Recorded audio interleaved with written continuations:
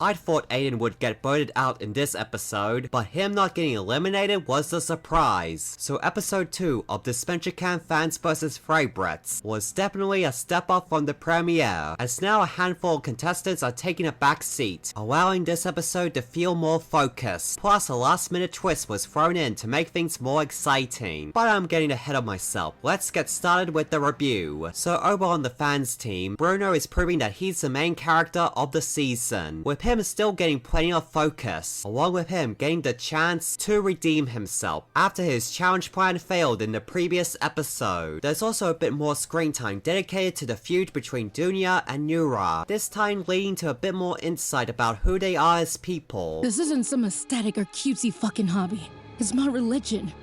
My belief. Fantastic job, Nora. Guess I don't take myself seriously either. Are you okay? Yep. You don't seem okay. Probably the most significant plot point that happens on this team is the budding friendship between Ren and Ernesto. Okay, but like, what's your gender?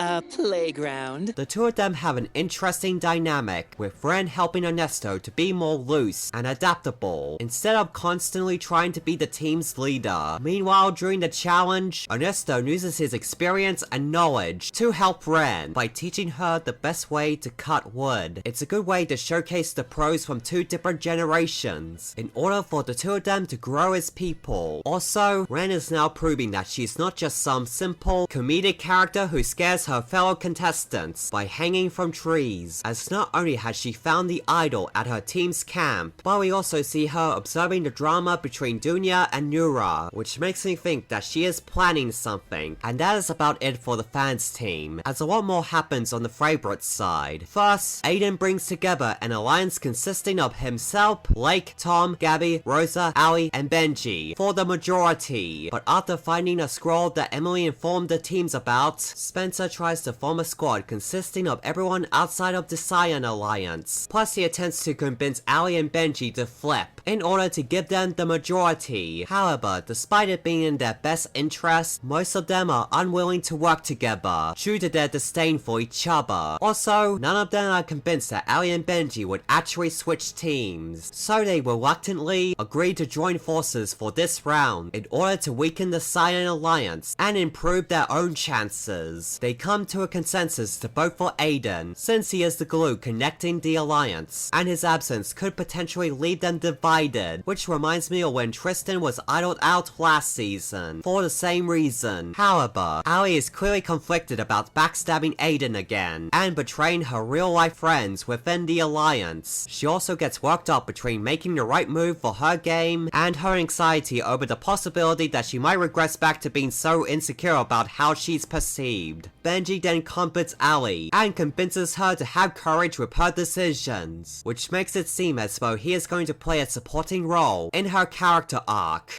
I really don't know how to vote. Whatever you do, I'll follow you. I hope that is not the case, given that Benji is one of my winner picks for this season. It sucks that Benji is once again voting the way a friend of his wants to, instead of focusing on his own game, given that was what got him eliminated last season. Plus, I'm not fond of the idea of Ali making another deep run. Anyway, Natalia then comes in to reveal the contents of the scroll to Ali, which ends up being the final push for her to flip on the alliance, resulting in Aiden's blindside, and a hilarious crash out from him. Now, I'm kinda mixed on Ali's move here. On the one hand, I'm not all that mad about her flipping in this case, as what made her getting Aiden eliminated in All-Stars so infuriating was the fact that she specifically requested the Villains Alliance to vote for him solely because she was so butthurt over him saying he liked Jake more than her in the lie detector challenge. But here, the move was based entirely on strategy, and she is clearly remorseful over backstabbing him a second time. Plus, it's likely she wouldn't have done so had she not known the big twist that the scroll reveals. But on the other hand, I have my doubts about whether or not this was actually a good move. The first red flag is this quote from her.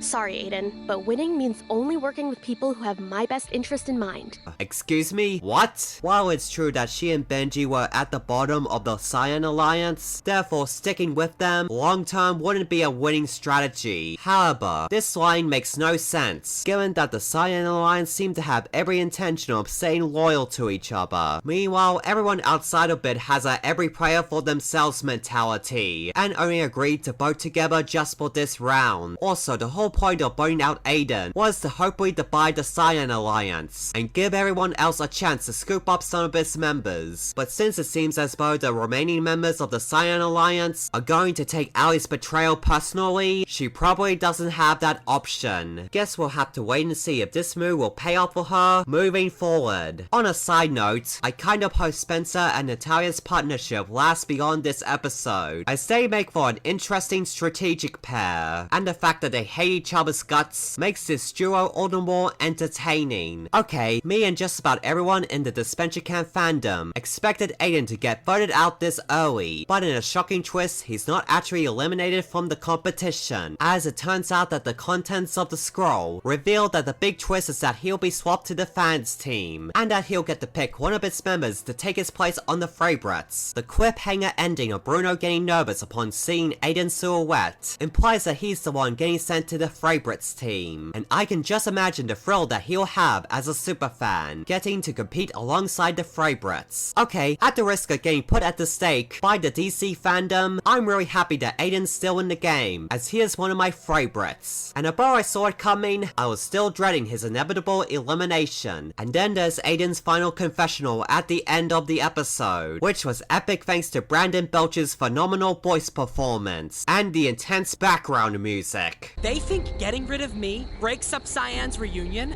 I'll just send over a perfect foil. I wonder, could this be a sign that he'll play a bigger role in this season than we all originally thought? Who knows? But whatever the case may be, this is an exciting plot point. I also think it was a clever writing decision to have someone on the team find out about this twist beforehand via finding the scroll, as Spencer and Natalia were able to use it as leverage to get Allie and Benji to flip on the Cyan Alliance. Although, between Rescue Island being brought back and this episode having no elimination, there's gonna have to be some double elimination rounds before this season exceeds 26 episodes. Now it's time for the power rankings of this cast as of this episode, and the bottom spot of the ranking goes to Aluya. She was on the outs last episode, and she hasn't really done anything in this one. And up next in 22 is Manu. All he had going for him was his friendship with Bruno, who is implied to have been swapped to the Fra Brits team, leaving him with no purpose. At the 21st spot is Aiden. Despite being saved by a twist, it's gonna be a challenge for him to adapt on a new team. At number 20 is Gabby. She could easily be the next Cyan Alliance member to leave. At number 19 is Tom. Yep, he is still a dud. At number 28 is Lake. Come on, Odd Nation Cartoons. Why do you gotta keep disrespecting my goat like this? Coming in at number 17 is Evie. She didn't get much screen time in this episode, which is concerning for her, given that her sole purpose is to be a fun character. Otherwise, she's the easiest target for elimination the next time her team loses. At number 16 is Nura. Not sure if she'll leave sooner or later. At the 15th spot is Ernesto. His story has now been set into motion, although I still doubt it'll get him far. And coming in at number 14 is Ara. She's starting to become underwhelming. At number 13 is Anastasia. Her approach to her game this season still seems to be working so far. And coming in at number 12 is Benji. Unfortunately, the members of the Cyan Alliance are pissed at him, reducing his options. Plus, as I said earlier, he seems to be getting relegated to being a supporting role in Allie's story. And at number 11 is Allie. She got more significant screen time in this episode, although betraying the Cyan Alliance could potentially come back to bite her, and skyrocketing to the number 10 spot is Natalia. Okay, she really stepped up her game and presence on the show in this episode. At number 9 is Finn. Sure, he has taken the back seat for this episode, but I'm still confident that he'll likely be a big character this season. And coming in at number 8 is Dunya. It seems we're starting to learn more about her as a person. At number 7 is Ren. Her role this season will grow beyond the comic relief now that she has found the idol. Coming in at number 6 is Fiore. I just be repeating the same things I said about her in the last episode. At number 5 is Alec. He needs to be more open to working with the members of his team outside of the Cyan Alliance. At number 4 is Rosa. Her story still has the most focus out of everyone in the Cyan Alliance. Alliance. At number 3 is Bruno. He is definitely the main character of this season, and coming in 2nd place is Spencer. So far the best player of the Fra Brits, after what he pulled up in this episode. And finally, at number 1 is Sam. He didn't do too much in this episode, but laying low works for the type of game he is trying to play. And that'll be it for this video. I hope you enjoyed it, and be sure to give it a like, share, and comment. Also, subscribe to my channel and hit the bell for notifications. Anyway, see ya!